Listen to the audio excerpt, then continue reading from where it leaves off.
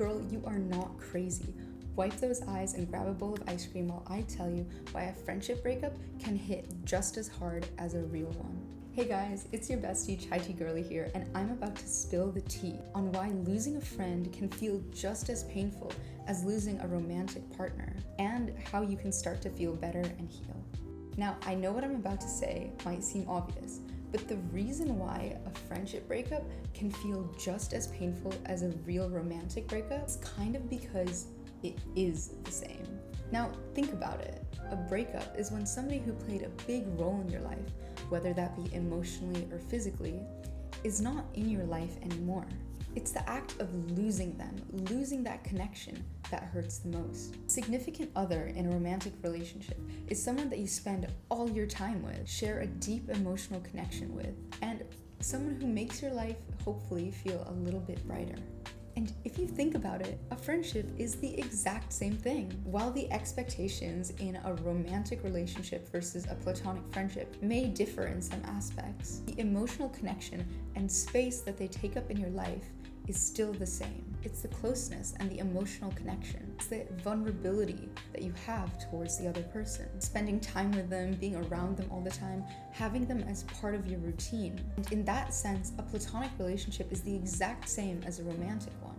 Although it may not seem obvious right away, it's clear to see now that I've drawn the comparison between the two, why losing a friend can feel just as bad as losing a significant other.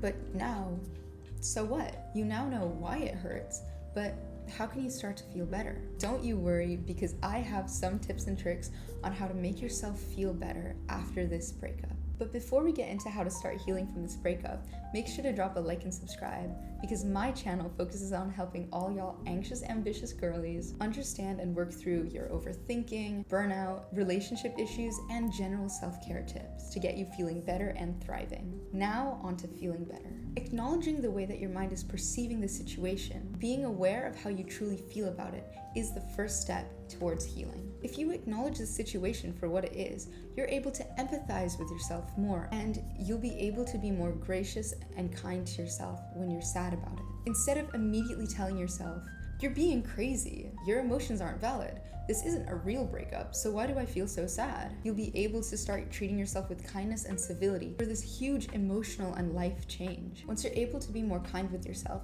you can take steps like hanging out with other friends, spending more time with your family, and more importantly, spending time with yourself. Realizing that although this person played a great role in your life, you don't need them to be happy. You have other friends, you have family, you have other ways in your life to feel the same love, care, and closeness. And sure, in life, friends come and go. But the great thing about humans is we're pretty social. You will find someone else who will click with you, and who knows, maybe they can become your new best friend. And of course, the relationship won't be the exact same, because every person's different. You're different too, and the place that you're in now is different than the place that you will be 3 months from now.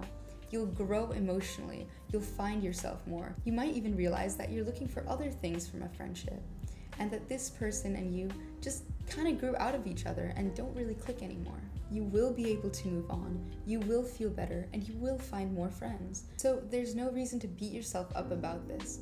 If you treat yourself with kindness, this is a big change, and it's important to take the time for yourself to grow from this and learn from this experience, to grow as a person and use what you learned in future relationships. Now, of course, I don't know your situation in its entirety. Sometimes it's important to acknowledge that you and your friend simply grew out of each other. Your interests were simply different. It's all right, the world will keep spinning and you will find somebody else. Now, of course, I don't know your situation in its entirety, but another thing that sometimes happens when you're in somebody's vicinity for long periods of time, like you are with a best friend, where you talk all the time, you call all the time, you spend every waking moment together, doing things together. Sometimes when you're always seeing a person, you guys can kind of butt heads and get on each other's nerves a little bit. It's kind of like how when you're younger and still living at home, you tend to squabble with your parents more because you always see each other. But then the second you move out or go on a trip without them and have some distance between you two, you're able to enjoy the time that you do spend together. And maybe a part of that experience also comes with maturing. But the message still stands that when you're in such close proximity with a person constantly, they can get on your nerves. so I wouldn't catastrophize this fight too much. Because chances are, of course, depending on the situation, you two just need some time to cool down away from one another to reassess the situation and let some of that anger go. And part of being able to do that is just having, again, that trust in yourself to know that everything will work out the way that it's supposed to.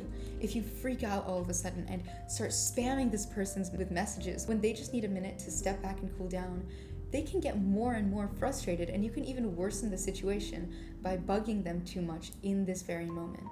If they want to talk things out with you, they'll come forward and talk to you about it. It's important to also give them space to let them cool down so that they don't say something that they might regret later on. But if a friend has actually wronged you or treated you poorly, and that's why the friendship ended, then as your bestie, I would have to say, maybe this friendship just wasn't meant to be. I know that sucks to hear because it's not something that you can control, but the truth could be that you two just don't click the way that you used to.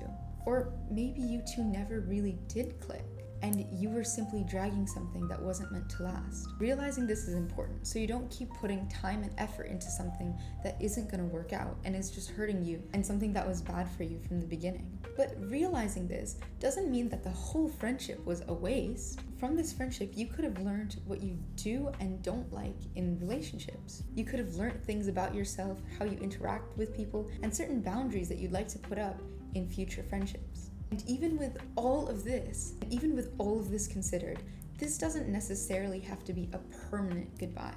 That's the best thing about people, is we're constantly changing. And again, depending on the situation, you two might just need some time to grow separately and find yourself before you can start to reconnect. And who knows, maybe in a few days or weeks or months or even years, you guys will finally grow to a point where you'll have common ground again. What's important is to understand that the pain that you're feeling is completely valid and understandable. And no matter what ends up happening, you need to take this time and space apart to learn and grow from the experience. And maybe if all the pieces of the puzzle click down the line, you'll be able to reconnect again.